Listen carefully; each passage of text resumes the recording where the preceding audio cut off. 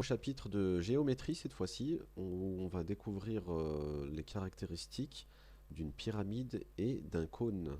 Donc on voit déjà à peu près ce que c'est. Et là, on va aller plus loin au niveau des détails. Alors, une première activité, l'activité 4, page 239. On a représenté ci-dessous des solides, hein. Un solide, c'est un objet en trois dimensions, qu'il soit vide ou plein, en perspective cavalière.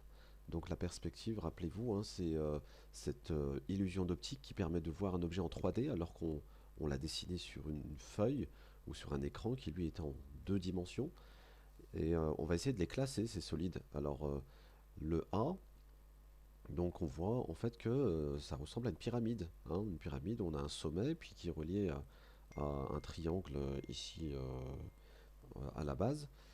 Le B, alors c'est pas du tout une pyramide, puisqu'on voit qu'on a deux fois la même base. Regardez, ils vous les ont mis en couleur. Et ce qu'on appelle les faces latérales, les faces qui sont sur les côtés, ce sont des rectangles. Et bien ça, on avait dit que ça s'appelait, vous l'avez dit en cinquième, ça s'appelle un prisme. Le C, donc ça doit vous rappeler un cône de glace, hein, on peut mettre une boule ici, donc c'est un cône. Le D, encore une pyramide.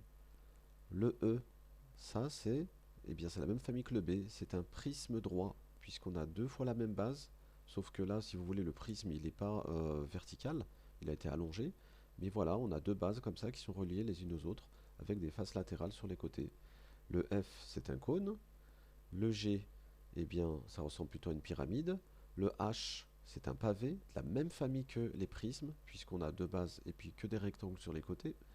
Ici, le I, encore un prisme, sauf que la base, on la voit devant nous. Mais si on renversait le prisme, on aurait bien un trapèze par terre, un trapèze en haut, donc les deux bases, le couvercle et le parterre, avec uniquement des rectangles sur les côtés. Le J, bien évidemment, une pyramide. Le K, un cylindre. Et le L, la sphère ou encore la boule, puisque ça sera étudié en troisième. Donc pour résumer, voilà, en bleu, ici, vous avez tous les prismes. En rouge, le seul cylindre, ici. En jaune, les pyramides. Et le cône en vert. Voilà. Et puis la sphère, donc c'est un élément à part. Alors quelques rappels sur les prismes, pour faire quelques rappels sur ce qui a été vu en cinquième. Un prisme, c'est composé de deux bases identiques. Et quand on descend tout droit, hop, on obtient des rectangles sur les côtés. Les faces latérales sont toujours des rectangles. Regardez, voilà trois modèles de prismes.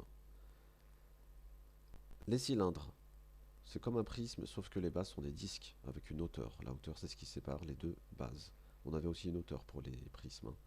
Bon, alors, un cylindre de révolution.